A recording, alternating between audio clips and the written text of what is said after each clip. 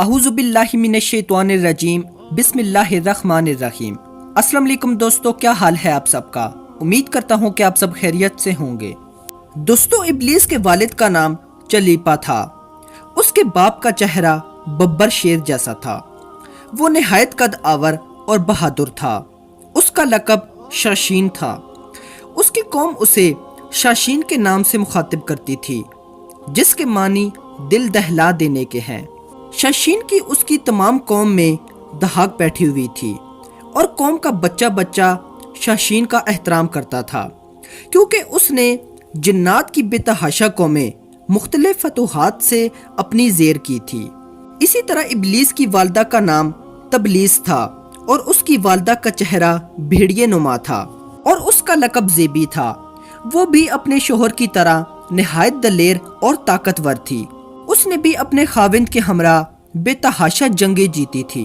वो इस हद तक बहादुर थी कि सारी कौमी जिन्नात के बच्चे बच्ची की ज़बान पर था कि तबलीस के होते हुए दुनिया की कोई ताकत हमें शिकस्त नहीं दे सकती। जिन्नात कौम की सरकश जब हद से बढ़ गई, जब झगड़े फसाद से ज़मीन लरस उठी, तो आसमानों से फरिश्तों को हुक्म आ गया कि जाओ और उन सरकश जिन्नात को मार फेंको। बकौले इब्लीस, मेरी माँ ने फरिश्तों के साथ जंग करते हुए बहादुरी के वो जौहर दिखाए कि देखने वाले अश अश कर उठे। खुद यानी इब्लीस का ये भी ख्याल था कि अम्मा जान की बहादुरी के मुकाबले में फरिश्तों ने आकर बहुत गलती की है और उन्हें बड़ी इबरतनाक शिकस्त होगी। लेकिन अल्लाह जाने क्या हुआ, हम कमज़ोर पड़ गए और फरिश्ते हम पर गालिब आते गए। इस अजीब व गरीब जंग का समा कुछ ऐसा था कि सारी कौम हैरत में थी। फरिश्तों का वार हम पर खूब पड़ रहा था, लेकिन हमारा वार कुछ ऐसा बुज़दिलाना पड़ रहा था कि हमें खुद हैरत होती थी। कौम जिन्नात का जो बच्चा बच्चा मेरी माँ और मेरे बाप की बहादुरी के गुण गाता था, आज उन्हीं को फरिश्ते दर्दनाक तरीकों से मार रहे थे। इसी तरह मेरी वालदा और मेरे वालिद जंग में मारे गए। मैं उस वक्त शादीशुदा था। मेरा एक बेटा भी था। मेरी मलका और मेरा बेटा दोनों इस जंग में मारे गए, क्योंकि इब्लीस के वालिद का चेहरा बब्बर शेर की तरह और वालदा का चेहरा भेड़िए की तरह था। लिहाजा इल्म क्याफा की रूह से इब्लीस में दोनों खसूसियात मौजूद हैं, यानी वो खुददार, सरकश और मक्कार है और साथ ही निहायत खुदगर्ज, फरीबी और धोखेबाज भी है। फरिश्तों और जिन्नों के दरमियान जो जंग हुई, उसमें जो जिन्नात कैदी बनाए गए, उनमें इब्लीस भी शामिल था। फरिश्ते जब बरगाही इलाही में हाजिर हुए तो उनको हुक्म हुआ कि इज़राज़ील की बेहतरीन तरबियत करो। चनाचा फरिश्तों ने इब्लीस की तरबियत बेहतरीन अंदाज से की। अल्लाह ताला के रुतबे और जाओ जलाल से आशना किया गया। इबादत के तरीके और अदाब समझाए गए।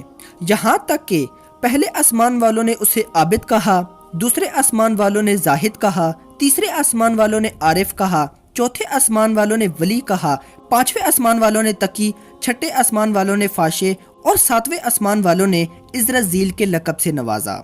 जल्द ही अपनी फितरी तेजी और तरारी के सबब सब कुछ सीख गया और वही फरिश्ते जो कभी उसको सिखाया करते थे, आज उससे इल्म हासिल करने लगे।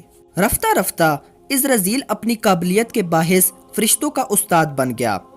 इब्लीस अपनी इबादत और जाहिद में इतना मुकर्रब हुआ कि मुख्तलिफ आसमानों में उसके मुख्तलिफ रुतबे बने। अल्लाह ताला का हमेशा से एक दस्तूर है कि वो अपनी राय को सबसे अलग रखते हैं और किसी को भी इस अमर की खबर नहीं हो पाती। अल्लाह ताला फरमाते हैं कि मैं जिसे चाहता हूँ इज्जत देता हूँ और जिसे चाहता हूँ जिल्लत देता हूँ। इसी तरह एक रोज़ इज़राज़ील अल्लाह ताला की हम्दो-सना बयां करता हुआ जब सातवें आसमां की सैर करता हुआ लोहे महफूज तक पहुँचा, तो क्या देखता है कि लोहे महफूज पर एक इबारत लिखी हुई है कि हमारा एक बंदा ऐसा है जिसको हम मुख्तलिफ किस्म की नेमतों से माला माल करेंगे और ज़मीन से उसको आसमान तक पहुंचा देंगे और आसमान से उसको फिर जन्नत में ले जाएंगे। इसके बाद हम एक खास काम पर उसको महमूर करेंगे, लेकिन वो इनकार करेगा और बगावत पर आमादा हो जाएगा। इज़राज़ील इस इबारत को पढ़कर हैरत ज़दा हुआ और अपने दिल में ख्याल करने लगा कि ऐसा एहसान फरामोश भला कौन हो सकता है। दोबारा इबारत पर गौर किया तो इबारत के करीब निहायत वाज़ा अल्फाज में लिखा हुआ था, आऊज़ु बिल्लाहि मिनश्शैतानिर्रजीम, یہ پڑھ کر وہ تقریباً 2000 سال تک روتا رہا اور سوچتا رہا کہ ایسا بدبخت بھلا کون ہو سکتا ہے جو رب کریم کا نافرمان ہوگا۔ گھبرا کر بارگاہ الہی میں حاضری دی اور بولا، اے رب العالمین، یہ شیطان الرجیم کون ہے جس سے پناہ مانگنی چاہیے؟